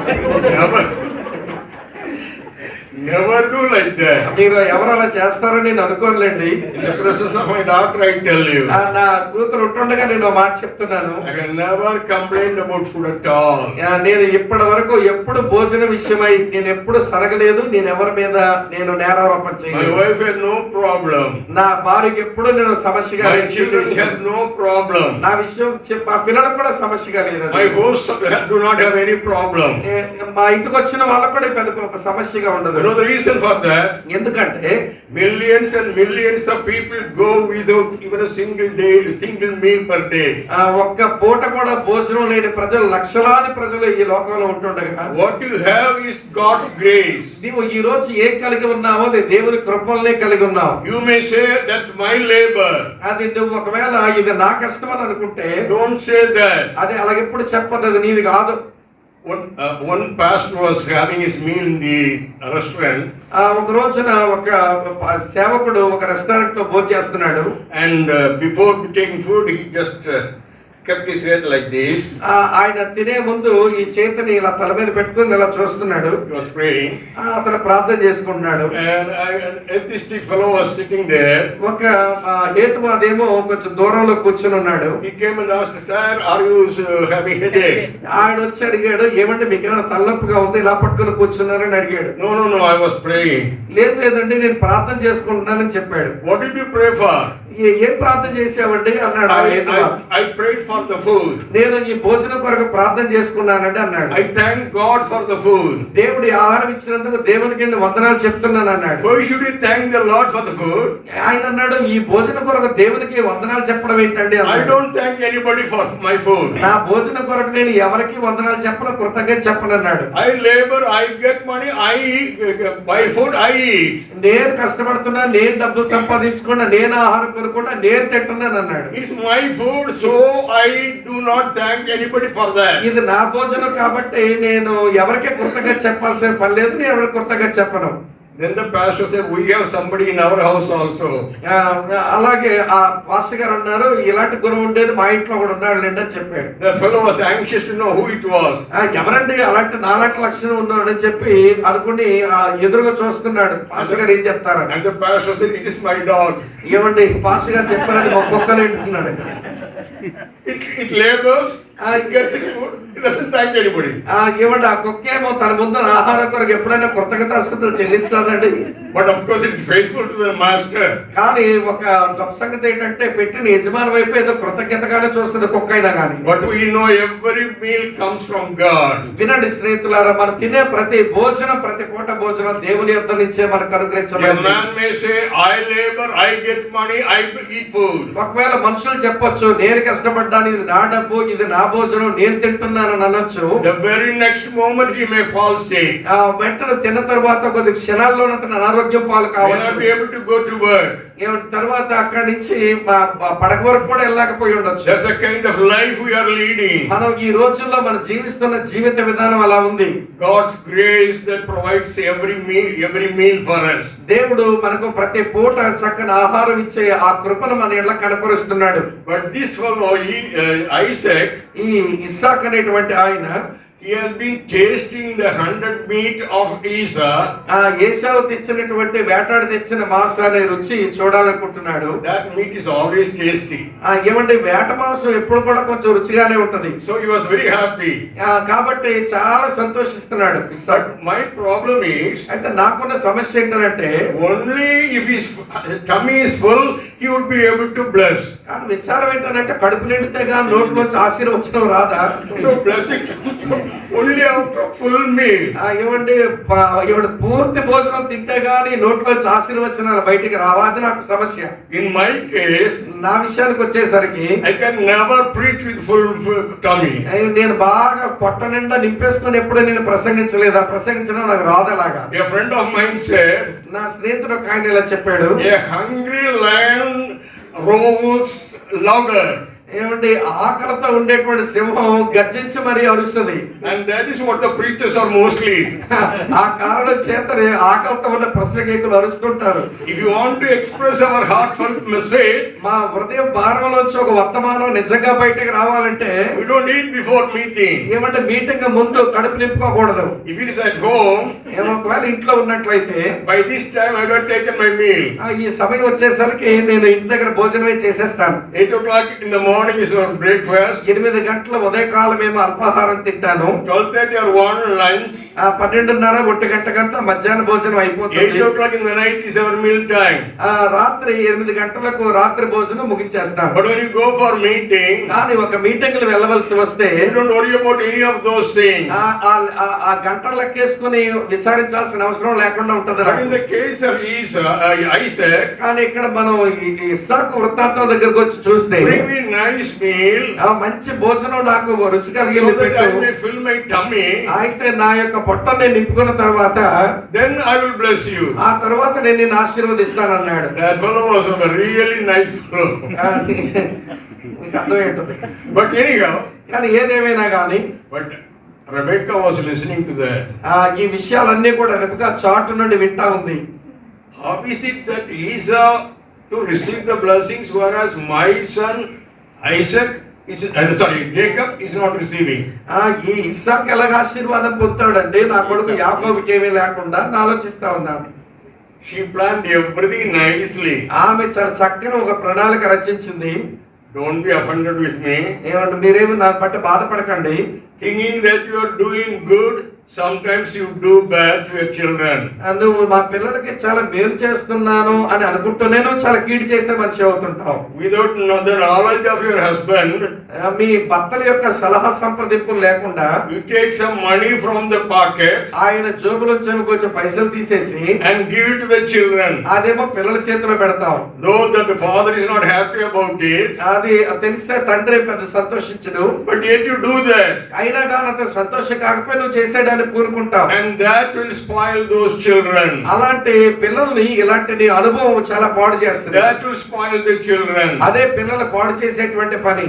I am not talking about you. You are all nice people. మీ గురించి నేను చెప్పడం లేదు, మీరు చాలా మంచోళ్ళు. So I am not going to talk more about it. ఆ కారణం చేత ఇంక దానికంటే ఎక్కువ విషయాలు చెప్పాలని నేను అనుకోవడం లేదు. And because of that, ఆ కారణం చేతనే Esau started hating his brother. ఏశావు తన సహోదరుడు యాకోబుని ద్వేషించడం మొదలుపెట్టాడు. Jacob brought the food. యాకోబు ఇప్పుడు భోజనం తీసుకొచ్చాడు. And he said, Dad, I got nice meat very quickly. నేను చాలా శీఘ్రంగా నువ్వు తినడానికి ఆహారం తీసుకొచ్చానని చెప్పాడు యాకోబు. Come closer so that I may bless you. ఇప్పుడు ఇస్సాకు అన్నాడు కొంచెం దగ్గరగా రా నేను ఆశీర్వదిస్తానన్నాడు. Isaac knew that Esau had more hair and Jacob had less. ఇస్సాకు తెలుసు ఏశావుకేమో ఎక్కువ వెంట్రుకలు ఉంటాయి, యాకోబుకి అలా ఉండదు. So slowly he felt the hands of the son. తన కొడుకు యొక్క చేతులు నెమ్మదిగా నిమిరాడు. He had already put the skin of the goat. అప్పటికే ఈ యాకోబు గొర్రె చర్మం అటు వేసుకుని ఉన్నాడు. So hair and is all right. వెంటనే ఇలా తడిమి వీడికి వెంట్రుకలు ఉన్నాయి, ఏశావే వీడు అనుకున్నాడు. But your hands are the hands of Esau.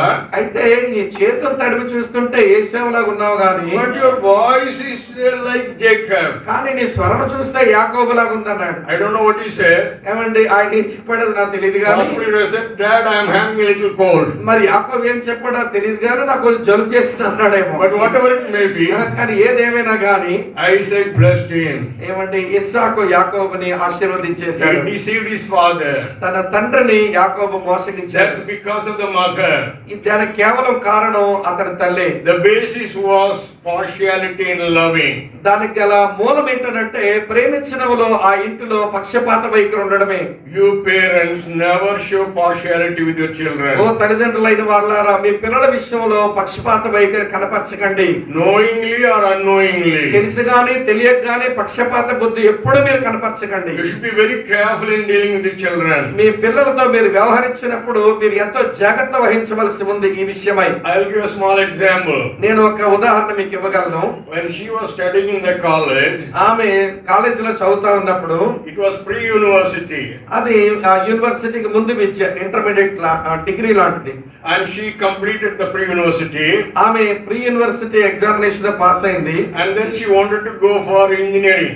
ఆ తర్వాత ఏమి ఇంజనీరింగ్ కి వెళ్ళాలని ఆశించింది. One of her cousins who got lesser marks, she went for engineering. తనకంటే కొంచెం తక్కువ మార్కులు వచ్చిన ఆ కజిన్ ఇంజనీరింగ్ లో జాయిన్ అయింది. So she also wanted to go for engineering. తను కూడా ఇంజనీరింగ్ విద్యకు వెళ్ళాలని ఆశించింది. But I was not happy about it. అయితే నాకు మాత్రం ఆ విషయంలో పెద్ద సంతోషమేమీ లేదు. Because in those days only very few girls went for engineering. ఎందుకంటే ఆ రోజుల్లో ఆడపిల్లలు చాలా తక్కువ మంది ఇంజనీరింగ్ చదవడానికి వెళ్ళేవాళ్ళు. So I advised, why don't you complete your BSc and MSc and become a professor like me? నేనన్నాను, నువ్వు బిఎస్సి ఎంఎస్సి చదువుకుని ఒక ప్రొఫెసర్ అయితే ఎంత బాగుంటుంది అన్నాను. She accepted that. అయితే నా మాట అంగీకరించింది. She joined BCom. ఆ తరమేమో బీకామ్ లో జాయిన్ అయింది. Completed MCom. తర్వాత ఎంకామ్ పూర్తి చేసింది. And joined the college. ఆ తర్వాత కాలేజ్ లో జాయిన్ అయింది. Of course later on she had her MPhil, PhD and everything. ఆ తర్వాత ఎంఫిల్ చేసింది, తర్వాత పిహెచ్డి చేసింది, ఎక్కువ చదివింది అనుకోండి. Soon after she started teaching the college. ఆమె కాలేజీలో బోధ చేస్తున్నటువంటి వెంటనే My youngest daughter, she completed her +2. నా చిన్న కూతురేమో ఇంటర్మీడియట్ ని ముగించింది. So she wanted to go for engineering. అయితే ఆమె ఇంజనీరింగ్ కి వెళ్ళాలని అనుకుంది. There was a problem for me. ఇప్పుడు నాకు పెద్ద సమస్య అయిపోయింది. I didn't allow her to go for engineering. ఆమెమో ఇంజనీరింగ్ చదవడానికి వెళ్ళడానికి నేను అప్పుడు అంగీకరించలేదు. How can I send the other girl for engineering? ఇప్పుడు నేను ఈ పిల్లని ఎలాగ నేను ఇంజనీరింగ్ కి పంపించడానికి సిద్ధపడగలను. So I put the blame on both of them. అప్పుడు నేను నేరం వీళ్ళిద్దరి మీద మోపాను. I told the younger daughter, go and get permission from your elder daughter if you want to go for engineering. ఒకవేళ చిన్న పాపతో చెప్పాను, నువ్వు నిజంగా ఇంజనీరింగ్ వెళ్ళాలనుకుంటే మీ అక్క దగ్గరికి వెళ్ళి పర్మిషన్ తెచ్చుకొని చెప్పాను నేను. She is in Madurai. తనేమో మదురైలో ఉంటారు. And the younger daughter went over there. నా చిన్న కూతురేమో తన దగ్గరికి మదురైకి వెళ్ళి, She not only gave permission, ఆమె పర్మిషన్ ఇవ్వడం మాత్రమే కాదు, she got her admission in an engineering college in Madurai. ఆ మదురైలోనే ఇంజనీరింగ్ కాలేజీలో ప్రవేశం తీసుకుంది. She supported her education all through. ఆ చిన్న పాప చదువంతనే కూడా అక్కగా తనే సహకరించింది. I am free now. ఇప్పుడు నేనేమో నాకే పెద్ద బాధ్యత లేదు. She cannot blame me. అప్పుడు ఇంకా ఈమె నన్ను ఇంజనీర్ చదివించలేదు, నేరం నా మీద మోపలేదు. ఇంకా I am talking so open. నేను చాలా ఓపెన్ గానే నేను మీ ముందు ఈ విషయాలు Because it's a చెప్తున్నాను. fact. ఇది నిజంగా ఓపెన్ గా Now చెప్తున్నాను. why do you say that? నేను ఎందుకు ఈ విషయాలు చెప్తున్నానంటే, Little things, చిన్న చిన్న విషయాలు, but our children are precious to us.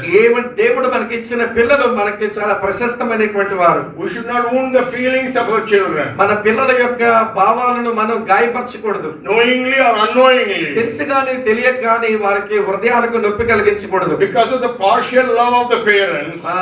పక్షపాతపు వైఖరితో ప్రేమించే విధానాలు బట్టి The brothers became enemies.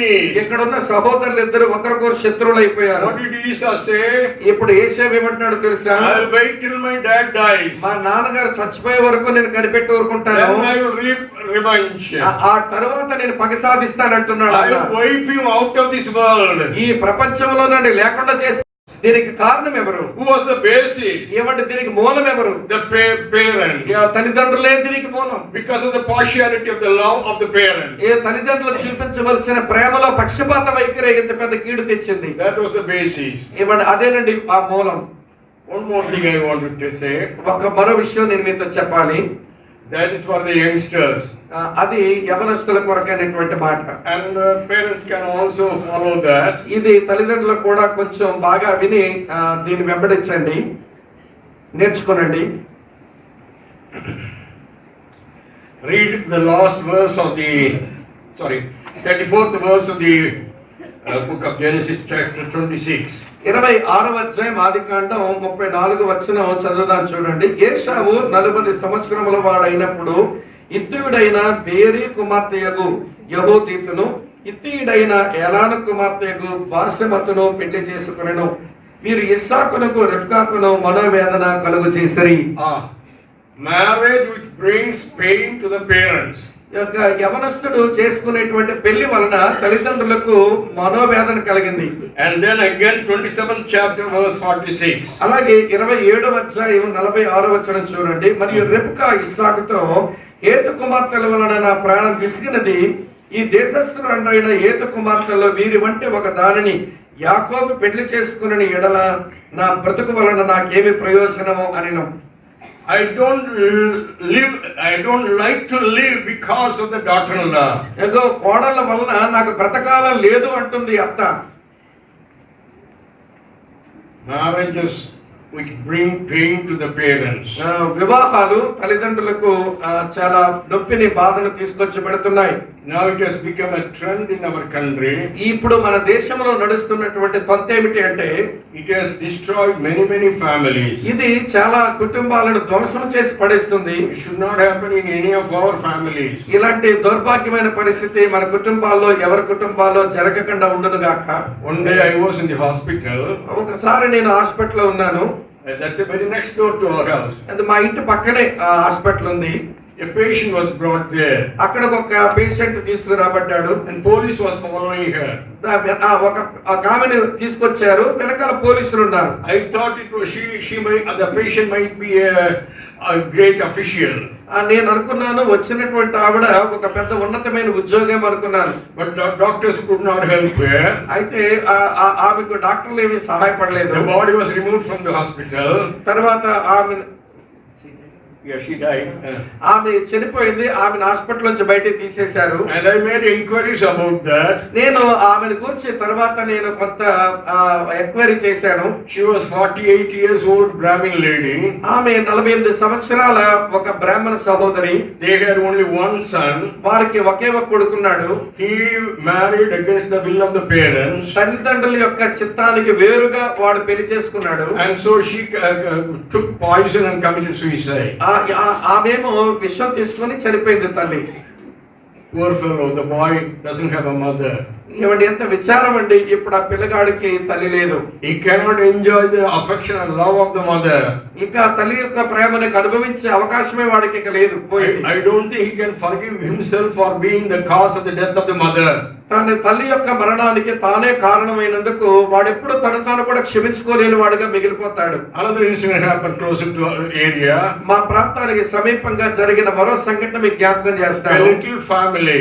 ఒక చిన్న కుటుంబం అది. Husband, wife, a daughter and a son. ఏదో తల్లి, తండ్రి, కొడుకు, కూతురు మాత్రమే ఉన్నారు. And they were living together. వాళ్ళంతా కలిసే జీవనం చేస్తున్నారు. The girl eloped with the fellow. ఒక వ్యక్తితో అమ్మాయి వెళ్ళిపోయింది. And because of that, all the three committed suicide. ఆ కారణం చేత కూతురు అలా చేయబట్టి ఇంట్లో ఉన్న తల్లి, తండ్రి, కొడుకు ముగ్గురు ఆత్మహత్య చేసుకొని చచ్చిపోయారు. I used to think about the girl. ఇప్పుడు మీరు ఊహించండి ఆ కూతురు పరిస్థితి వేరే వాడు తెలియంది ఎలా ఉంటుంది. Can she ever forgive herself? తను ఎప్పుడైనా తను క్షమించుకోగలదా? If at all, if she had any problem there, ఒకవేళ వెళ్ళిపోయిన వాడి దగ్గర ఆ పిల్లకి ఏదైనా సమస్య వచ్చినప్పుడు can she come back to any one of them? ఇప్పుడు చనిపోయిన ఈ ముగ్గురులో ఎవరి దగ్గరికి మళ్ళీ వెనక్కి తిరిగి రాగలదండి ఆ పిల్ల? No father తండ్రి లేడు to support, no mother తల్లి లేదు to embrace, అలాగనే ఎంతో సిగ్గు, అవమానం. no brother to stand by. తన పక్కన నిలబడడానికి అన్నదమ్ముడు కూడా లేడు. He is left alone. ఏమంటే ఒంటరిగా మిగిలిపోయింది ఈ అమ్మాయి. Even if she is ill-treated by her husband, ఆమె భర్తతో కూడా చాలా చెడ్డగా చూడవలసిన పరిస్థితులు భర్త దగ్గర నుంచి వచ్చినా గానీ, ill-treated by the parents-in-law, అత్తమామల దగ్గర నుంచి ఎంతో మరి చెడ్డగా వారి వైఖరి బిడ్డ పట్ల ఉన్నా, she has no place to go. ఇక వెళ్ళడానికి ఆ పిల్లకంటూ వేరే స్థలమే లేదు. A miserable life. ఎంత దయనీయమైనటువంటి పరిస్థితి అండి ఇది. You may be reading such incidents in the newspaper. మీరు ఇలాంటివన్నీ కూడా మీ దగ్గరకు వస్తున్న న్యూస్ పేపర్లు మీరు చదువుతూ ఉంటారు. I don't want to extend it anymore. ఇంతకంటే నేను ఎక్కువగా చెప్పాలని నేను అనుకోవడం లేదు. Because this is only for the youngsters. ఇది యవనస్తుల కొరకు నేను చెప్పే మాట దయతో బాగా ఆలకించండి. And one of the responsibility falls on the parents. ఇటువంటి తల్లిదండ్రుల మీద ఒక గొప్ప బాధ్యత ఒకటి ఉంది. వాళ్ళు తప్పొకటి వారి మీద నేరారోపణ చేస్తారు. I always tell the parents you must have trust with your children. మీ పిల్లల్ని మీరు నమ్మండి అని చాలా సార్లు నేను తల్లిదండ్రులకు చెప్తా ఉంటాను. We have trust in our children. మన పిల్లల మీద మనకు మా పిల్లల మీద నమ్మకం ఉంది. And Christian parents should have trust in your children. మన క్రైస్తవ తల్లిదండ్రులుగా దేవుడు మనకి ఇచ్చిన పిల్లల విషయంలో మన నమ్మిక కలిగి కలిగి ఉండాలి. But a cautious trust. కానీ ఎంతో ఏమండి గ్రహింపుతో కూడినటువంటి నమ్మిక ఉండాలి. Scientific advancement has brought devastation to the families also. ఈ రోజున కుటుంబాల్లోనికి వైజ్ఞానిక పరమైనటువంటి విద్య ఈ టెక్నాలజీ ఎంతో ఇబ్బంది కలిగిస్తుంది కుటుంబాల్లో. You must be always watchful of the cell phone of your children. ఏమండి తరచుగా మీ పిల్లల యొక్క వారు వాడుతున్న సెల్ ఫోన్లు మీరు గమనిస్తూ ఉండాలి. If they have their own laptops, you must be carefully watching what they are watching. వారు మన పిల్లల దగ్గర ఒకవేళ ల్యాప్టాప్లు ఉంటే వారు తరచుగా ల్యాప్టాప్ లో ఏం చూస్తున్నారో కొంచెం కనిపెడుతూ ఉండాలి. And you should never allow your children to close their doors unless a young girl is changing her dress. ఒకవేళ ఎప్పుడైనా నీ పిల్లలు తలుపులు వేసుకోవాల్సి వస్తే ఎవరు ఆడపిల్ల అయితే బట్టలు మార్చుకోవడానికి తప్ప మరి దేనికి వాళ్ళు ఉన్న గది వేసుకోకుండా ఉండేలాగా చూడాలి మనం. They don't need to have anything without the knowledge of the parents. వారు ఏం చేసినా తల్లిదండ్రుల యొక్క గ్రహింపు లేకుండా తెలియకుండా ఏమీ చేయకూడదు. వాళ్ళు You must be aware of their whereabouts at every time. వారు ఎక్కడికి వెళ్తున్నారో ఏం చేస్తున్నారో అన్నిటి గురించిన ఒక అవగాహన తల్లిదండ్రులకు మనకు ఉండాలి. They may say they have extra class, but they may be going somewhere else. వాళ్ళేమో ఎక్స్ట్రా క్లాస్ ఉందని చెప్పి ఇంట్లోంచి బయటకు వెళ్ళి మరి ఎక్కడికో పోతారేమో. It is your responsibility to watch over them. వాళ్ళని కనిపెట్టవలసినటువంటి బాధ్యత నీ మీద ఉంది. You are the guardians. నువ్వే వారికి సంరక్షించేటువంటి సంరక్షకులు. You are their guards. మీరు వాళ్ళకి దేవుడు లాంటి వాళ్ళు. They are your children. They are your children. వాళ్ళు నీ పిల్లలే. Your responsibility to take care of them. వారి విషయమై శ్రద్ధ వహించవలసిన బాధ్యత నీ మీదే ఉంది. Many parents don't care about the whereabouts of the children. చాలా మంది తల్లిదండ్రులకు వారి పిల్లల విషయమై ఏమీ పట్టింపు ఉండదు. As Christian parents, క్రైస్తవ తల్లిదండ్రులుగా your eyes must be always on the children. మీ కళ్ళెప్పుడు కూడా మీ పిల్లల మీదనే ఉండాలి. They are so precious to us. వాళ్ళు మనకు చాలా అమూల్యమైనటువంటి వారు. We don't want to miss them. వాళ్ళు మనం కోల్పోవడం మంచిది కాదు. We don't want to lose them. వాళ్ళు ఎప్పుడు మనం కోల్పోవడానికి ఇష్టపడకూడదు. We don't want the devil to catch them away from us. మన దగ్గర నుంచి సాతానుడు వాడు కబలించి తీసుకుని వెళ్ళిపోవడం మనం ఇష్టపడకూడదు. By the grace of God, all our children love the Lord. నా దేవునికి స్తోత్రం. నా పిల్లలందరూ కూడా ప్రభువును ప్రేమించిన వారు అయ్యారు. Greater responsibility goes to my wife. దీనికి గొప్ప గౌరవం ఘనత ఎవరికి రావాలంటే నా భార్యకే రావాలి. She was always watchful about our children. మా పిల్లల విషయంలో నా భార్య ఎంతో కనిపెట్టి చాలా మెలకువగా ఉండేది. We always prayed for our children. మా పిల్లల కొరకు మేము తరచూ ప్రార్థిస్తూ వచ్చాము. We fasted and prayed for our children. మా పిల్లల కొరకు ఉపవాసం ఉండి మరి మేము ప్రార్థన చేశాం. This is our responsibility. ఇది మన యొక్క బాధ్యత ఉంది స్నేహితులారా. Because family is very important. ఎందుకు అంటే కుటుంబాలు చాలా ప్రాముఖ్యమైనవి కనుక.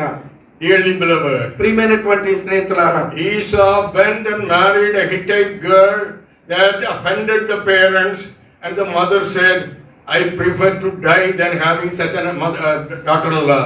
ఏశావు ఇంట్లోంచి బయటికి వెళ్ళి హేతు కుమార్తెల పెళ్ళాంటి కారణం చేత తల్లి అంటుంది, హేతు కుమార్తెల నా ప్రాణం విసిగింది, నాకు మనోవేదన కలుగుతుందని చెప్పింది. So they called Jacob and said, అందుకనే వారు యాకోబుని పిలిచేలా చెప్పారు. and blessed him and said, మళ్ళీ ఆశీర్వదించేలా అన్నారు, go to our people. ఇగో మన ప్రజల దగ్గరికి వెళ్ళిపోనవు. Travel all the 500 miles to Padan Aram. ఇగో 500 మైళ్ళ దూరం పద్దనరాముకు ప్రయాణం చేసి వెళ్ళు. Marry a girl from there. అక్కడ ఉన్న ఒక అమ్మాయిని పెళ్లి చేసుకో.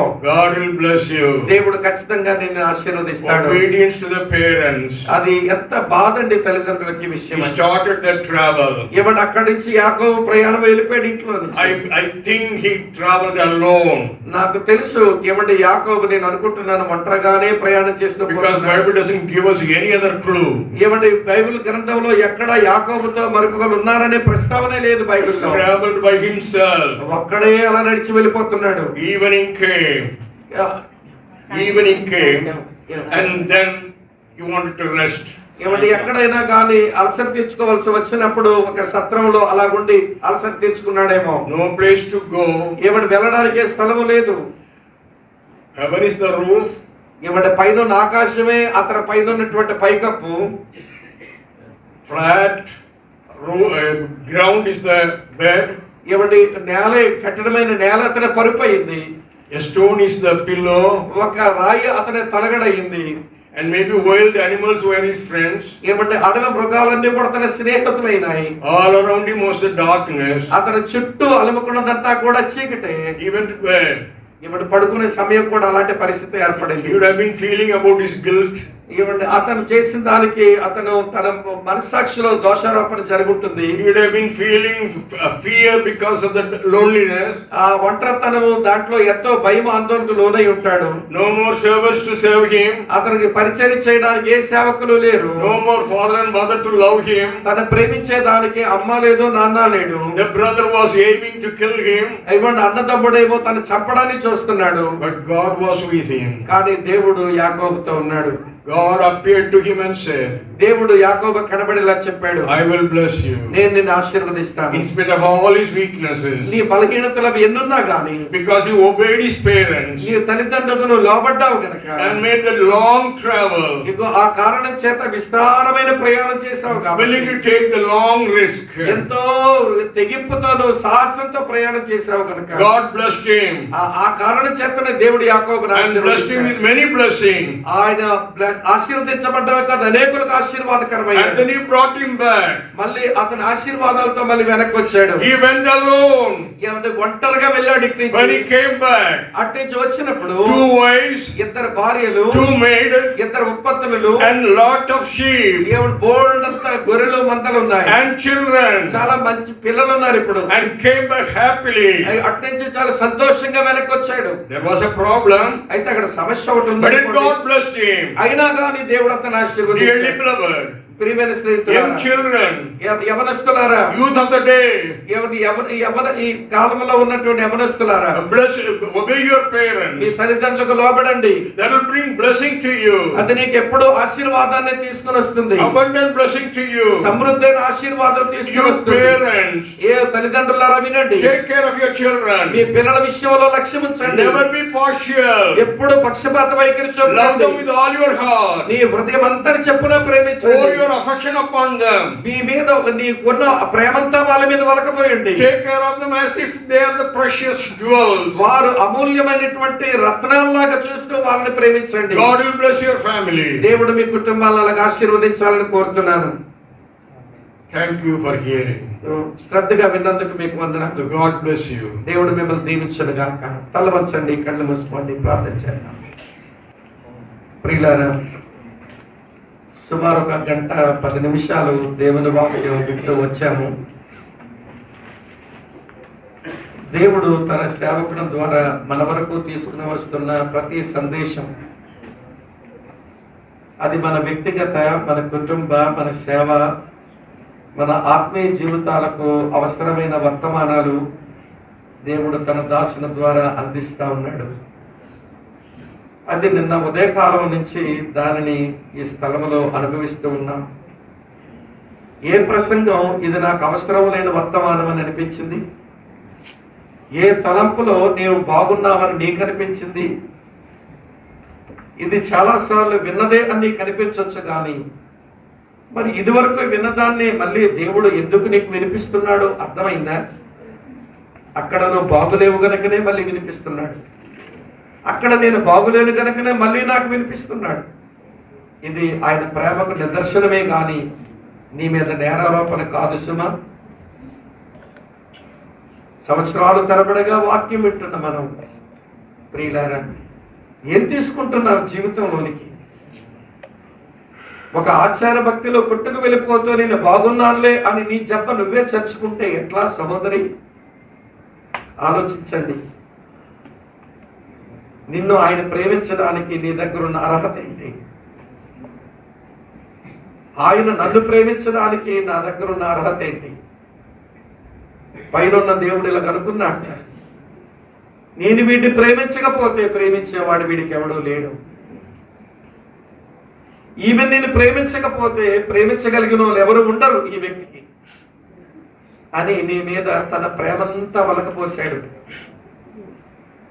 ఆ ప్రేమను అర్థం చేసుకోక ప్రియమైన స్నేహితులారా, ఏ విషయంలో మమ్మల్ని దేవుడు ప్రేమించాడని ప్రశ్నిస్తున్నావే? నీకు అర్థం కాలేదా? రోడ్ల మీద ఉన్న బికారీల్లో నువ్వు ఒక బికారిగా కూర్చోవలసిన వాడవే కదా. అంగవైకల్యంతో కూర్చున్న ఒక వ్యక్తిలాగే నువ్వు అంగవైకల్యంతో కూర్చోవలసిన వ్యక్తివే కదా. కళ్ళు లేని ఒక గుడ్డివాడి కంటే నువ్వు ఏ విషయంలో అధికుడివి అధికురాలివి. పక్షవాతంతో చేసేవాళ్ళు చూసేవాళ్ళు లేక రోడ్డు పక్కన మురికి పట్టిపోయి స్నానపానాలు లేక ఆహారం లేక చిక్కిశల్యమై రోడ్డు పక్కన ఒక భిక్షగత్తిగా కూర్చున్న ఆవిడ కంటే నువ్వు ఏ విషయంలో అధికురాలివి? లేదు ప్రియులారా, ఇది కేవలం ఆయన ప్రేమ. ఇది మనకు అర్థం కాకపోతే ప్రభుని మనం అర్థవంతంగా సేవించలేము.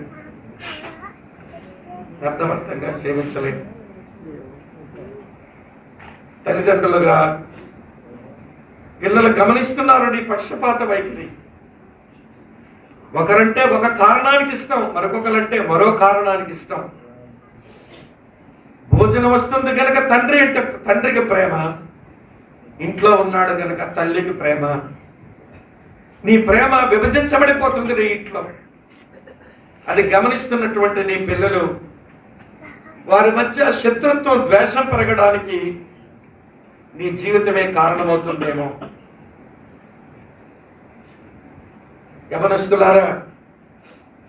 యవనస్తులారా ఆలకించండి. పెళ్లి ఒక గొప్ప అనుభవమే, కానీ ఆ అనుభవం వరకు పవిత్రంగా ఉండడానికి ప్రయత్నం చెయ్యి. ఆ రోజు దేవుడు ఆశీర్వాదకరంగా ఇస్తాడు. అంతవరకు ఆగలేక అరే ఒక అబ్బాయితో వెళ్ళిపోయిందట. అమ్మ నాన్న అన్నదమ్ముడు ముగ్గురు చచ్చిపోయారు. మళ్ళీ వాళ్ళని కలుసుకోగలదా? మెట్టింట్లో తనకి సమస్య వచ్చినప్పుడు మళ్ళీ వెనక్కి రాగలదా? నన్ను బట్టే కదా మా అమ్మ నాన్న అన్న చనిపోయారు అని ఆ దోషారోపణ నుంచి ఆమె బయటికి రాగలదా? మరణం వరకు ఆ దోషం వెంటాడుతూనే ఉంటుంది కదా. అప్పటికి నీ శరీర సుఖానికి, నీ సరదాకి వాడు వెనక వెళ్ళావు. కానీ అది నీ తల్లిదండ్రులకు ఎంతో బాధాకరమైన విషయంగా మారిపోయింది. అయ్యో ఎంత విచారం. 48 సంవత్సరాల బ్రాహ్మణ అమ్మ చనిపోయింది హాస్పిటల్లో.